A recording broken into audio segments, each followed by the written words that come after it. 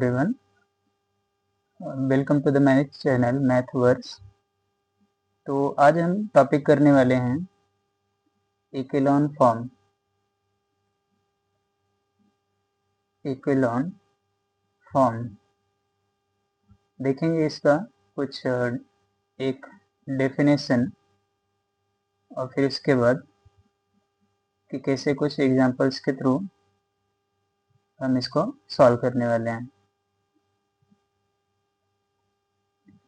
Okay, सो सबसे पहले इक्वेलॉन form हम यूज कहाँ पे करते हैं? सो इसके एप्लीकेशन क्या है?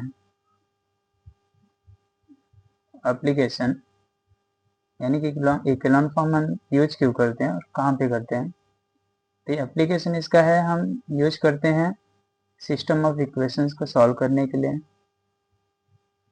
सिस्टम ऑफ इक्वेशन,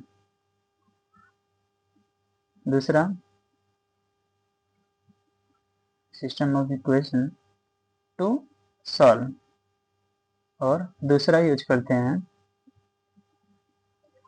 रैंक निकालने के लिए। किसी भी मैट्रिक्स का अगर मुझे रैंक निकालना रहेगा तो मैं क्या कर सकता हूँ? इक्वेलॉन फॉर्म का यूज कर सकता हूँ। इसके और बहुत सारे एप्लीकेशंस हैं।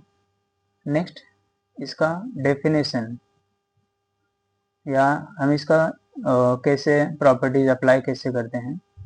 तो डेफिनेशन दिखता कैसा है? सबसे पहले तो अगर डेफिनेशन की बात करें तो इक्वेलॉन फॉर्म कुछ इस तरह से दिखता है। कोई भी मैट्रिक्स रहता है, अगर वो इक्वेलॉन फॉर्म में कन्वर्ट होता है तो ये कुछ इस तरह से दिखता है, स्टेयर के जैसा। जैसे कि कोई यहाँ पे अगर नॉन जीरो एंट्री रहेगा तो देन उसके बाद ऐसा, फिर नॉन जीरो एंट्री, देन ऐसा, नॉन जीरो एंट्री, देन ऐसा। ये कुछ इस फॉर्म में स्ट्रक्चर में दिखता है। तो इसके रूल्स क्या है, इसको बनाते कैसे हैं, कन्वर्ट कैसे करते हैं इसको? अगर कोई रो जीरो है, completely zero, if any row is zero या कंप्लीटली जीरो है, तो सबसे पहले इसको क्या करना होता है? बॉटम में प्लेस करना होता है। Completely zero, then place the row at bottom,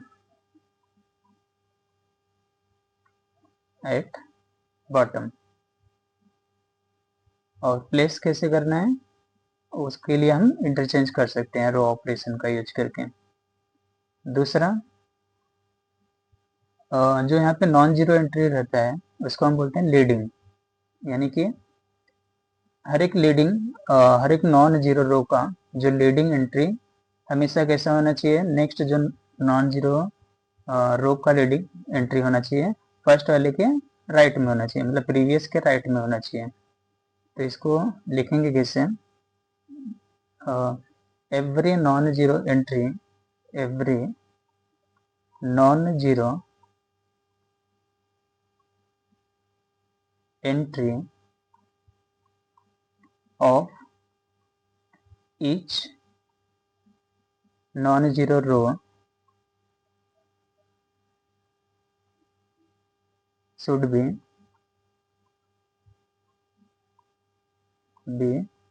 at the right of the previous one, of the previous one। यानी कि जो भी पीछे का रहेगा नॉन जीरो एंट्री उसके हमेशा कैसे होना चाहिए? राइट में होना चाहिए। यहाँ पे अगर नॉन जीरो एंट्री है तो नेक्स्ट जो नॉन जीरो एंट्री होना चाहिए वो हमेशा कैसा होना चाहिए? राइट में होना चाहिए। जैसे कि अगर यहाँ पर कोई नॉन जीरो एंट्री है तो नेक्स्ट नॉन जीरो एंट्री इसके राइट में होना चाहिए, लेफ्ट में नहीं। फिर नेक्स्ट जो नॉन जीरो एंट्री होना चाहिए उसके राइट, प्रीवियस के राइट में होना चाहिए। और बिलो कैसा होना चाहिए? सभी एंट्री जीरो होना चाहिए। यानी थर्ड अगर मुझे लिखना रहेगा तो थर्ड में लिख सकता हूँ कि below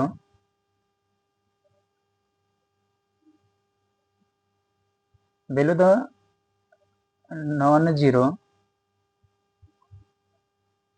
zero entry every element should be 0,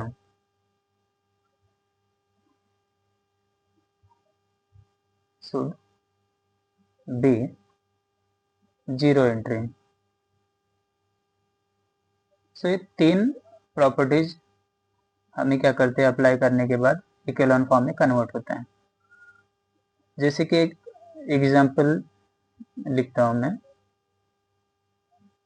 एक एग्जाम्पल 2 1 3 0 0 -1 7 0 3 से ऑलरेडी किस में है, इकोलॉन फॉर्म में है, क्योंकि यहाँ पर फर्स्ट रो, यहाँ पे कोई भी रो जीरो कंप्लीट जीरो नहीं है, अगर रहता तो उसको बॉटम में प्लेस कर सकते थे।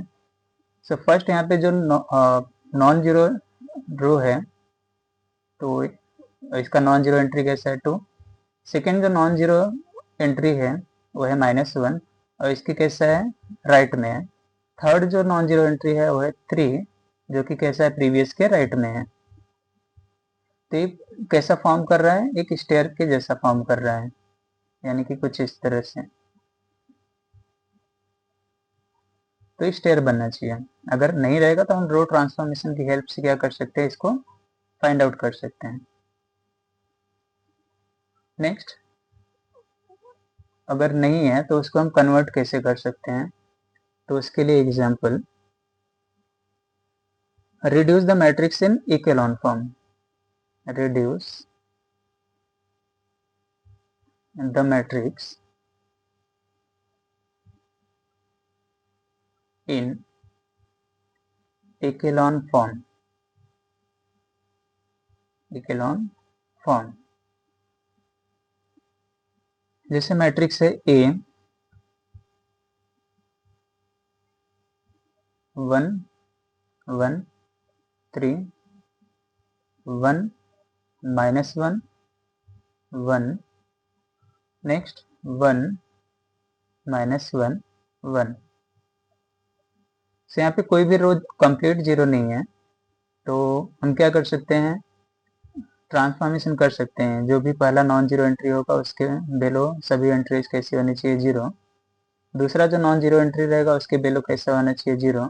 और जो नॉन जीरो एंट्री रहेगा वो प्रीवियस नॉन जीरो एंट्री के राइट में होना चाहिए। फिर थर्ड जो भी रहेगा तो उसके बेलो कैसा होना चाहिए, 0। और थर्ड नॉन जीरो एंट्री कैसा होना चाहिए, प्रीवियस वन के राइट साइड में होना चाहिए। तो इसको अगर हम कन्वर्ट करें, कन्वर्ट कैसे कर सकते हैं। सो मैट्रिक्स है A, मैट्रिक्स का 1 1 3 1 -1 1 1 -1 1। यहाँ पे हम ऑपरेशन यूज करके, यानी कि R2 में चेंज कर सकते हैं कि R2 को R1 से क्या कर सकते हैं, माइनस कर सकते हैं। तो इसको 0 बनाने के लिए हम फर्स्ट, अगर कॉलम में काम कर रहे हैं तो फर्स्ट रो का हेल्प ले सकते हैं। सेकेंड कॉलम में काम कर रहे हैं तो सेकेंड रो का हेल्प ले सकते हैं। और थर्ड कॉलम में अगर काम कर रहे हैं तो थर्ड रो का। इसी तरह के तरीके से क्या होगा कि जो पीछे के जो भी हम एंट्रीज 0 करेंगे वो चेंज नहीं होंगे। तो अगर मैं ये ऑपरेशन यूज करूँगा तो मुझे मिलेगा, फर्स्ट तो चेंज नहीं होगा तो वैसे का वैसे रहेगा 1 1 1।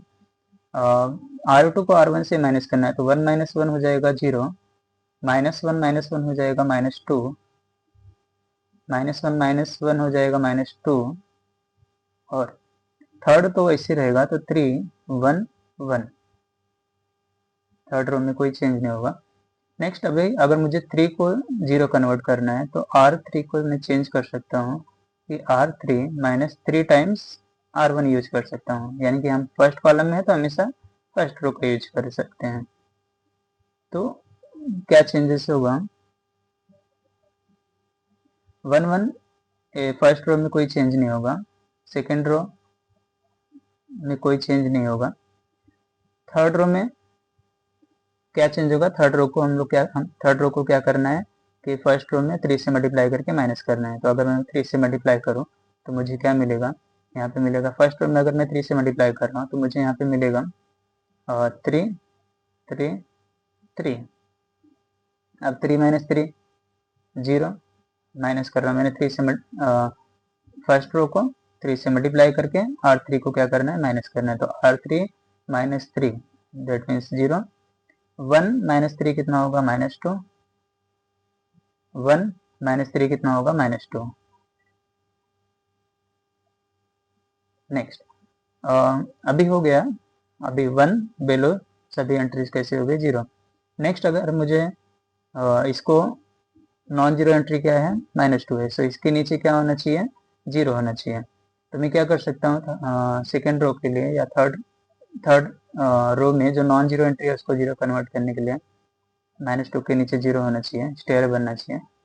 तो इसके लिए मैं क्या कर सकता हूँ कि सेकेंड और थर्ड रो कैसी है, सेम है। तो मैं क्या कर सकता हूँ, थर्ड रो में चेंज कर सकता हूँ कि R3 को मैं माइनस कर सकता हूँ R2 से। तो इससे सेम होने की वजह से क्या हो जाएगा, क्या चेंजेस आएगा कि 1 1 1 0 -2 -2 0। R2 को R3 को R2 से माइनस करें तो 0 माइनस 0 0 ही रहेगा। -2 माइनस ऑफ -2 यानी कि -2 प्लस 2 हो जाएगा कितना, 0। सेम हियर -2 माइनस ऑफ -2 यानी कि -2 प्लस 2 कितना हो जाएगा, 0।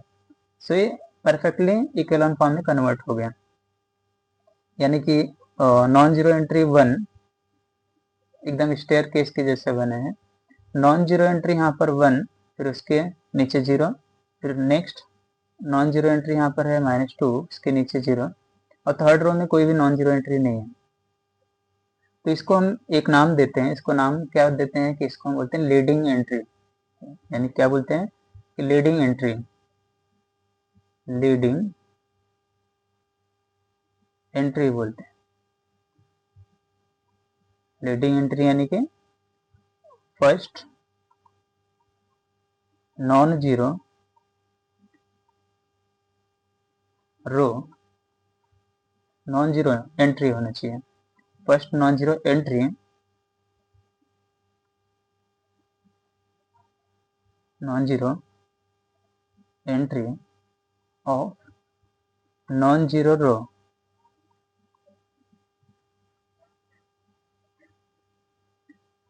सो ये स्टेयर केस के जैसा परफेक्टली बन गया, और ये क्या हो गया, इक्विवेलेंट फॉर्म में कन्वर्ट हो गया।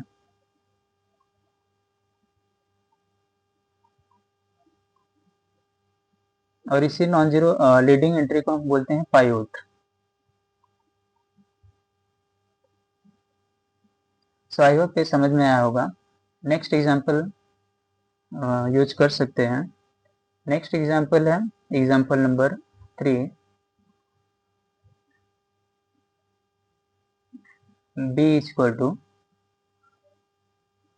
3 0 1 2 2 4 -1 0 8। तो इसको हमें क्या करना है, इक्विवेलेंट फॉर्म में कन्वर्ट करना है, reduce to equivalent form, reduce to equivalent form. Equivalent form में कन्वर्ट कर सकते हैं। सबसे फर्स्ट हमें देखना है कि इसमें कोई जीरो अगर रोज है तो उसको हमें क्या करना है, बॉटम में प्लेस करना है। बट इसमें कोई भी रो जीरो नहीं है तो बॉटम में प्लेस करने की जरूरत नहीं है। हमें नेक्स्ट क्या देखना है कि अगर यहाँ पर कोई भी नॉन जीरो या लीडिंग टर्म है, लीडिंग एंट्री है, तो उसके नीचे वैल्यू कैसा होना चाहिए, सब एंट्री 0 होनी चाहिए।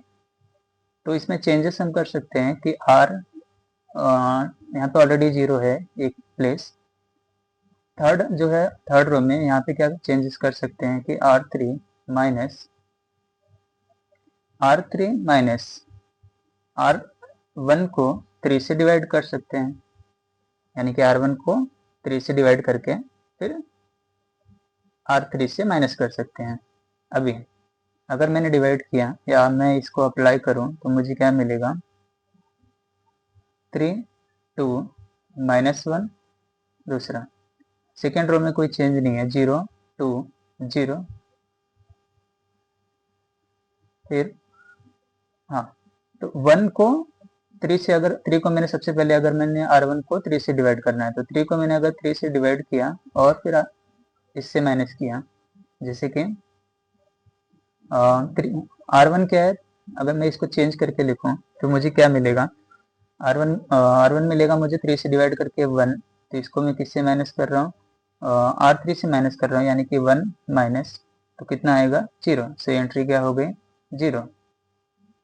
नेक्स्ट मुझे क्या एंट्री मिलेगा, R4 में क्या करना है, R1 को 3 से डिवाइड, तो R1 को 3 से डिवाइड यानी कि 2/3, फिर क्या करना है R3 से माइनस, तो 4 माइनस, तो कितना आंसर आएगा, क्रॉस मल्टीप्लाई, 4 3 जा 12 minus 1 into 2 2 divide by 3 into 1 3, तो 12 माइनस 2 10/3, यहाँ से आंसर मुझे आया 10/3। नेक्स्ट 8 को सबसे पहले इसको अगर मैं -1 को 3 से डिवाइड करूं, फिर 8 से क्या करना है, माइनस करना है, तो माइनस ऑफ, दैट मीन्स मुझे क्या मिलेगा 8 प्लस 1/3, कितना आंसर आएगा, 8 3 जा 24 प्लस 1 25/3, ये हो गया 25/3। नेक्स्ट अभी लीडिंग टर्म बनाने के लिए फर्स्ट रो यहाँ पे है लीडिंग एंट्री, इसके बेलो सभी एंट्री 0, फिर नेक्स्ट जो है अभी इसको ऑलरेडी अगर नॉन जीरो एंट्री है तो इसके बेलो क्या होना चाहिए 0, इसका मतलब है 10/3 को क्या कन्वर्ट करना पड़ेगा, मुझे 0 कन्वर्ट करना पड़ेगा, तो उसके लिए मैं क्या ऑपरेशन यूज कर सकता हूँ, ठीक है,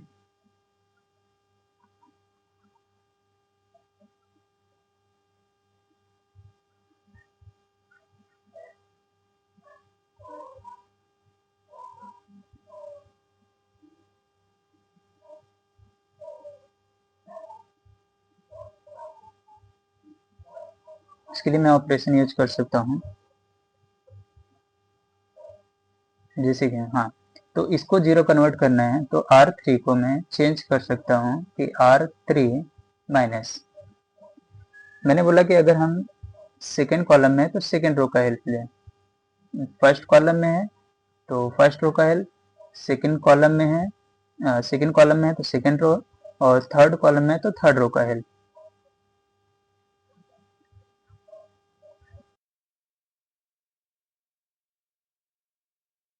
सेकेंड रो का हेल्प लेंगे, तो R3 माइनस हम क्या कर सकते हैं, ऑलरेडी R2 में 2 है, तो 5/3 R2,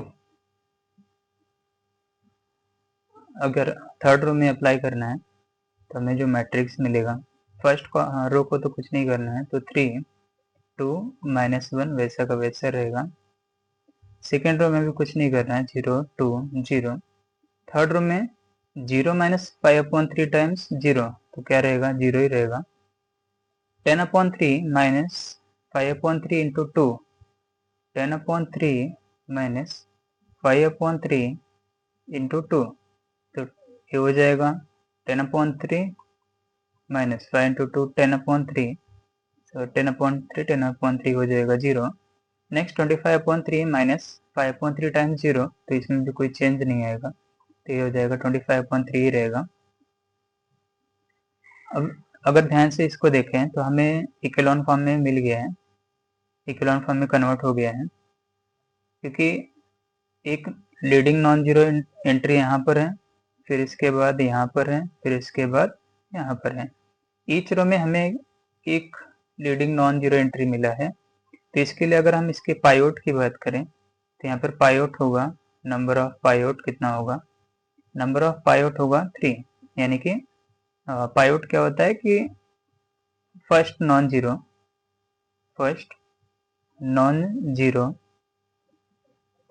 entry of each non zero रो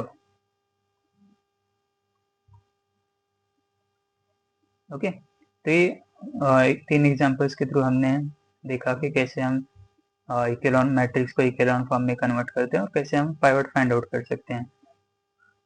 तो आई होप कि आपको ये लेक्चर समझ में आया होगा, अगर कुछ डाउट है तो आप कमेंट सेक्शन में डाल सकते हैं, और लेक्चर अच्छा लगा तो आप लाइक शेयर और सब्सक्राइब कीजिए। Thank you.